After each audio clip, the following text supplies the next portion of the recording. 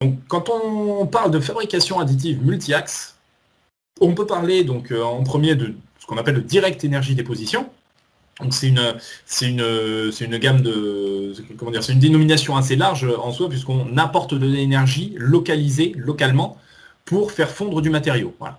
Et donc ce matériau, ça peut être de la poudre, comme sur cette techno-là par exemple, et ça peut être également un apport d'énergie pour faire fondre du fil. Là, on est plutôt ou du wire arc, ou plus spécifiquement avec la technologie Siaki, par exemple, de l'électron beam, où là, on n'utilise pas un laser, mais un faisceau d'électrons pour faire fondre le matériau.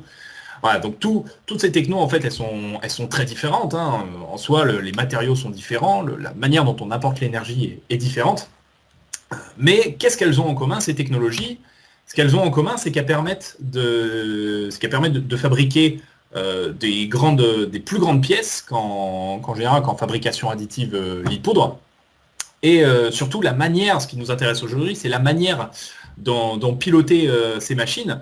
Et contrairement à la partie en fait fusion sur lit de poudre où on est plus sur de la préparation de plateau et de l'envoi clé en main à la machine, ici on est vraiment dans de la programmation multi-axe. En fait, on est vraiment dans une solution FAO.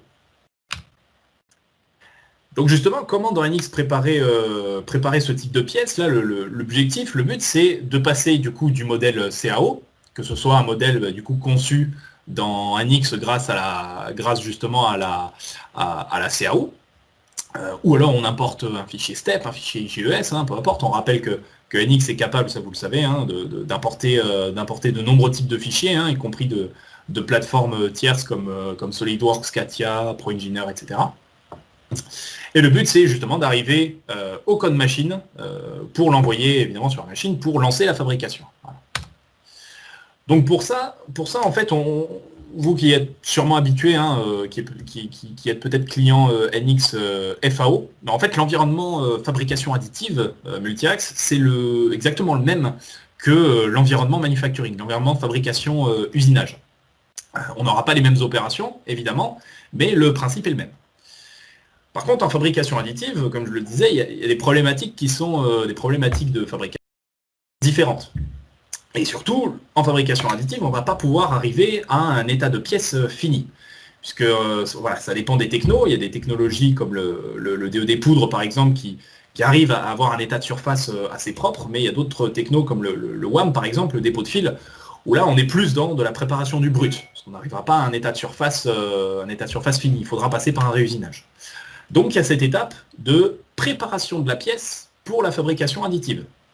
Donc, je prends l'exemple de cette pièce-là, ici. On va pouvoir, dans un premier temps, préparer la pièce grâce à la technologie du synchronous modeling pour, par exemple, supprimer les perçages, supprimer les chanfreins, etc. Donc, tout ça, vous connaissez, hein, mais c'est une étape qui est indispensable en soi, puisqu'en général, le fichier, si on prend un cas industriel, un fichier STEP qui nous est envoyé d'un client, STEP, c'est sûrement un fichier fini, hein, qui est déjà usiné, donc il va falloir justement le retravailler. Ensuite, on a cette étape de découpage du modèle. Voilà.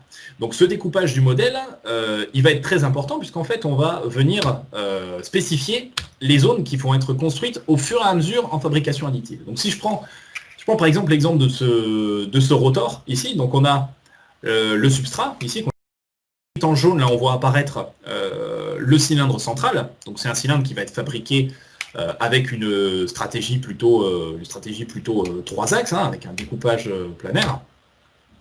Ensuite, on a la partie supérieure, la partie conique. Et ensuite, on va passer sur des trajectoires qui sont plus complexes. Hein. Donc, on va passer sur du 5 axes pour fabriquer la base blade. Ensuite, les parties supérieures. Voilà, pour ensuite arriver à la partie finition sur la partie supérieure. Donc cette étape de décomposition du modèle, elle est très importante, puisqu'en fait on va venir faire des opérations différentes sur chaque partie de la pièce. Donc une fois que ce modèle est découpé, on va pouvoir évidemment programmer les trajectoires. Voilà. Donc c'est le même principe, hein, qu'en FAO, hein, on clique sur créer une opération et on sélectionne le volume qu'on veut fabriquer. Voilà. Là, je vais m'attarder un petit peu sur les trajectoires, puisqu'il en existe une large gamme. Donc on a les trajectoires dites planaires, donc là c'est du tranchage, ce qu'on appelle du tranchage planaire.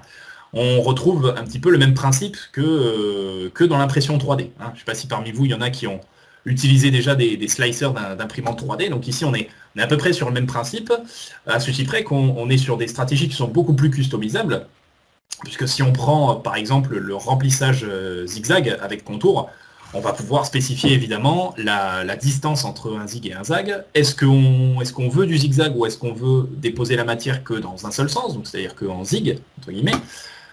Voilà, on va pouvoir spécifier est-ce qu'on veut du remplissage uniquement ou également un contour, ou 2 contours, 3 contours, etc. Voilà, tout ça c'est customisable.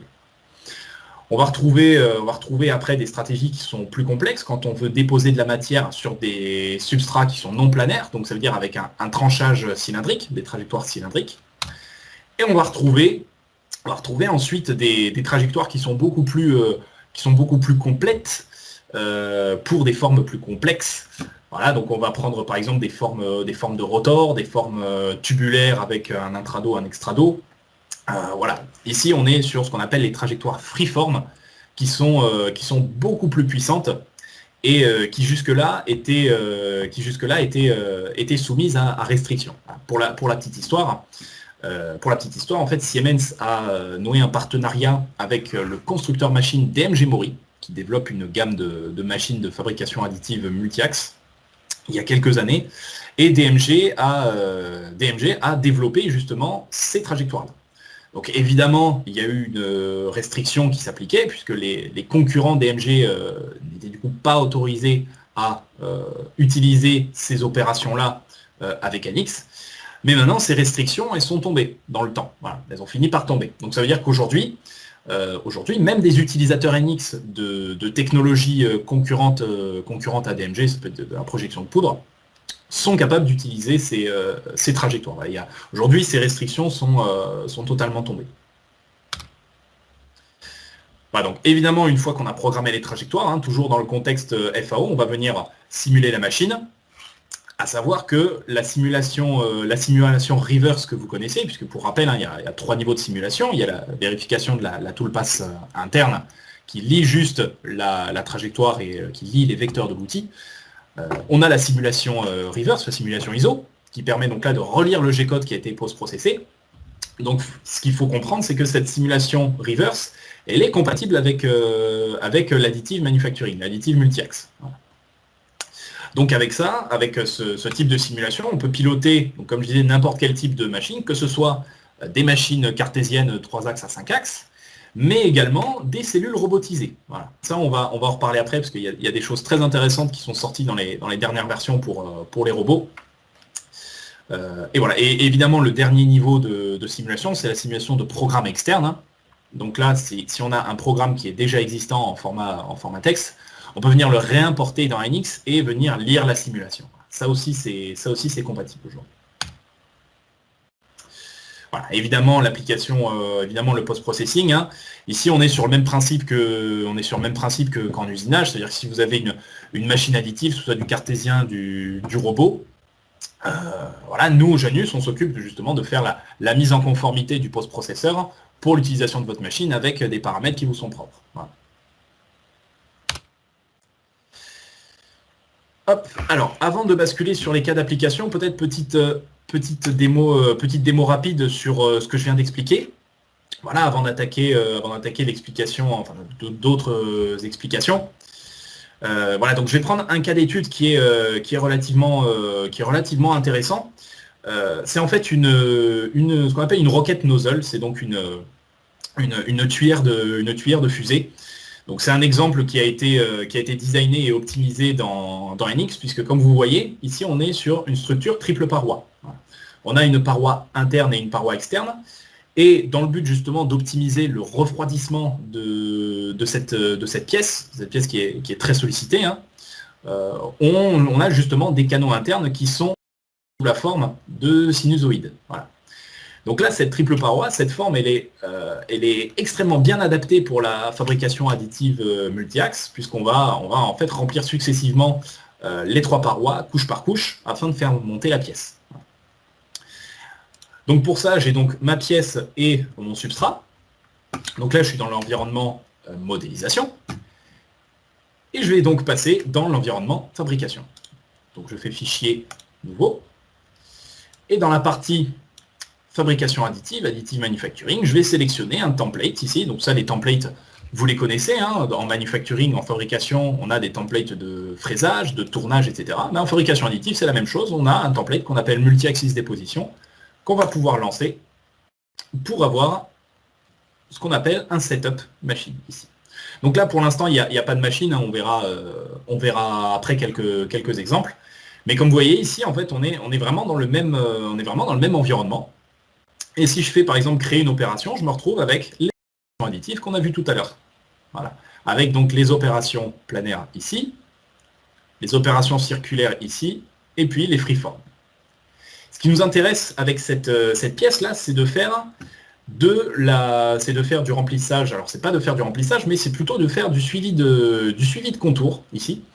Donc, on va utiliser une opération, ce qu'on appelle une opération freeform paroi fine, pour remplir justement pour suivre les contours de façon successive. Donc là, vous connaissez bien cet environnement. Hein. Je sélectionne mon programme, je sélectionne mon outil, ma pièce, et je sélectionne ma méthode. OK. Donc là, je sélectionne ma géométrie de guide, la surface de départ. Hop, voilà. Et je vais sélectionner ici ma hauteur de couche, puisque ici on est sur de la technologie additive, il faut le rappeler, on n'est pas sur une notion de profondeur de passe comme en usinage, et là on est plutôt sur la notion de hauteur de couche. Donc cette hauteur de couche, elle va être propre évidemment à chaque type de techno, à chaque constructeur, à chaque matériau que vous utilisez. Voilà. Hop, du remplissage, on va le mettre en zig. OK. Juste avant, je vais spécifier d'abord dans ma pièce quel est mon matériau initial. Et ici, quelle est ma géométrie additive. Ici, c'est la même chose quand vous êtes en usinage, quand vous faites définir la pièce, définir le brut. Ici, ça revient exactement au même. Hop. Génial. Voilà, ici, on est sur des hauteurs de couche assez grossières, hein, pour permettre justement la génération assez rapide. Voilà. Donc, ce que je vais faire, c'est une fois que l'opération est correcte, je vais la copier, la coller, et je vais changer tout simplement la géométrie que je veux construire. Et je vais refaire la même chose pour la dernière, pour la partie sinusoïde.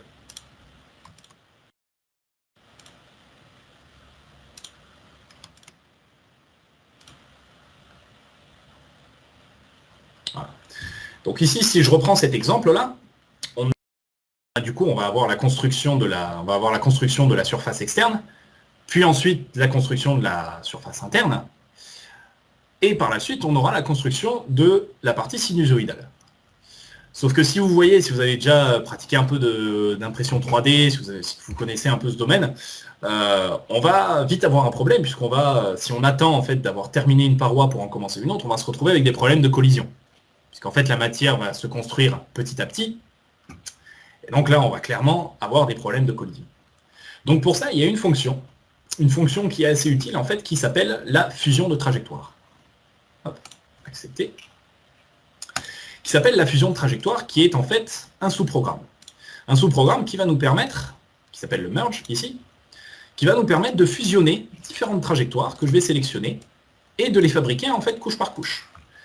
Donc ici, qu'est-ce qu'il va faire? Je vais le générer. Il va fabriquer, donc là il y a des dégagements évidemment qui sont pas voilà, ils sont à customiser, voilà, mais ça peu importe. Mais ce qui est très intéressant, c'est de voir qu'on va fabriquer la première couche de la première OP, ensuite la première couche de la deuxième opération, ensuite la première couche de la troisième opération, on va revenir à la première OP, on va faire première couche, deuxième couche, deuxième couche, deuxième couche, etc. Voilà. Donc ça c'est assez, c'est assez intéressant, puisque là on peut avoir donc display PW.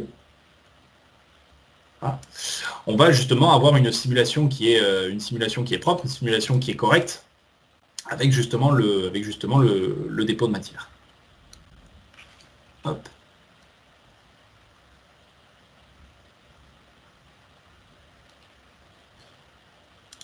Alors, je ne sais pas ce qu'il me fait.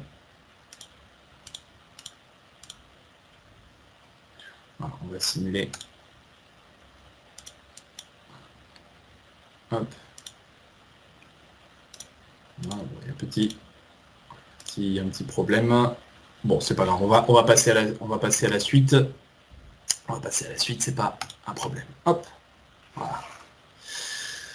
Donc si on reprend quelques cas d'application, hein, on a vu tout à l'heure justement le workflow, c'est-à-dire comment préparer une pièce pour la fabrication additive. Donc aujourd'hui, les principaux cas d'application qu'on a aujourd'hui, c'est voilà, donc des pilotages de machines cartésiennes, hein, notamment grâce au partenariat qu'on a monté avec le fabricant machine qui appartient aujourd'hui au groupe Adobe, qui s'appelle Beam Machine, qui est basé à Strasbourg. Voilà. Aujourd'hui, on est capable de proposer une solution clé en main pour ces machines, puisque notre rôle, ça a été justement de customiser l'environnement fabrication. Et aujourd'hui, la simulation qui se déroule bien ici.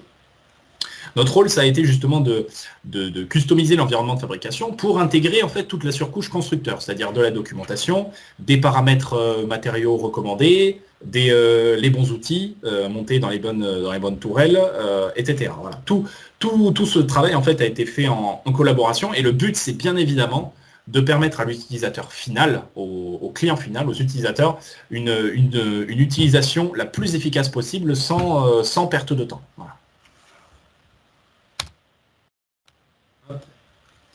Aujourd'hui, les autres cas d'études qu'on a, c'est pour des robots, ce qu'on appelle des robots de fabrication additive. Voilà.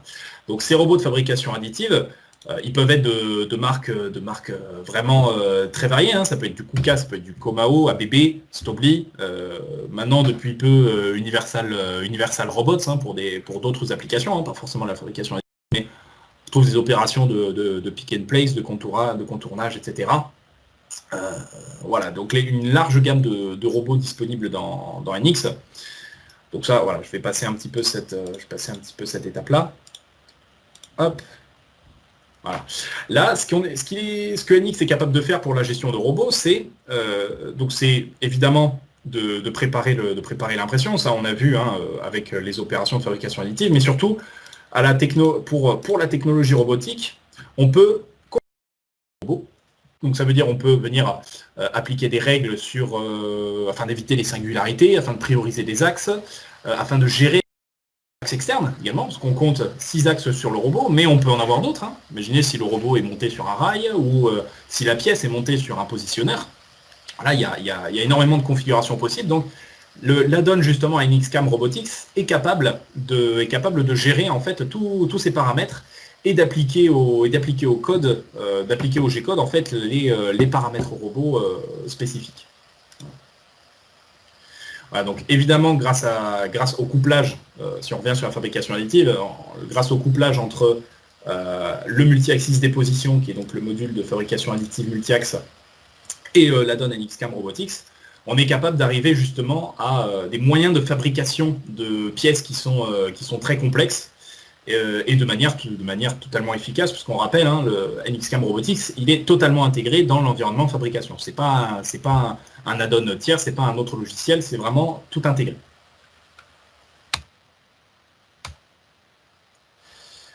On va passer aux nouveautés maintenant, si vous le voulez bien, parce qu'il y a quelques petites choses qui sont très très intéressantes, qui sont arrivées il y a pas longtemps. Donc ici, c'est une nouveauté 1899 pour les robots. Donc il y avait cette demande qui était de plus en plus fréquente, hein, sur la gestion du multi-robot dans NX. Donc aujourd'hui, depuis cette version-là, en fait le Synchro Manager, donc ce qu'on appelle le Synchro Manager, c'est un outil dans NX Manufacturing et NXCAM qui est capable de gérer, de synchroniser plusieurs programmes, en fait, est compatible avec des chaînes cinématiques robotiques. Ça veut dire que dans le constructeur de machines-outils, on va pouvoir avoir 2 chaînes cinématiques différentes pour chaque robot. Et on va pouvoir, grâce au Synchro Manager, justement mettre des attentes, des étapes de synchronisation entre les 2 programmes. Donc ici, vous voyez un exemple où justement on surveille la collision entre les deux robots qui collaborent sur une même pièce. Donc voilà, là il faudra du coup modifier les attentes et puis modifier les différents éléments dans le programme afin de justement d'éviter ces collisions qu'on détecte. Donc ça c'est une grosse opportunité parce qu'aujourd'hui la robotique intervient de plus en plus dans l'industrie et on voit de plus en plus justement ce côté automatisation et robotisation avec des chaînes cinématiques. Une autre nouveauté maintenant, qui est pas vraiment une nouveauté NX, mais qui est plus une nouveauté côté Janus, c'est l'intégration qu'on appelle du VNCK. Alors pour information, le VNCK c'est quoi? C'est le Virtual Numeric Kinematics. Et donc ça permet en fait, entre autres, de connecter en fait un Sinutrain ou un Sinumeric Operate avec. Donc en fait, techniquement, qu'est-ce que ça veut dire? Techniquement, c'est un autre niveau de simulation. Donc, vous connaissiez ce qu'on appelle la simulation reverse, la simulation de code ISO. Donc ça va vous permettre de relire le code machine. Mais ici, on émule la commande numérique de la machine directement dans NXCAM. Ça veut dire que c'est plus la lecture du G-code dans NX qui pilote la machine, mais c'est vraiment la lecture du G-code ici dans la commande numérique qui pilote ici la machine dans NXCAM.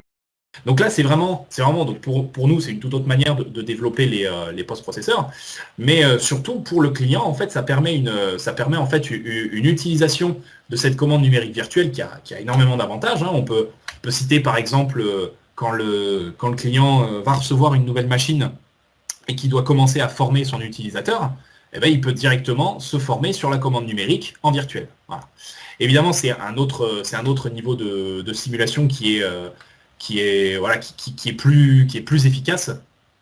Donc on a de plus en plus justement de cas d'applications industrielles où le VNCK est utile. Alors petit rappel, hein, le VNCK est propre justement aux commandes Siemens, hein, au CNC numérique. Voilà. Pour l'instant, avec des commandes Fanuc ou Heidenhain, ça n'existe pas encore.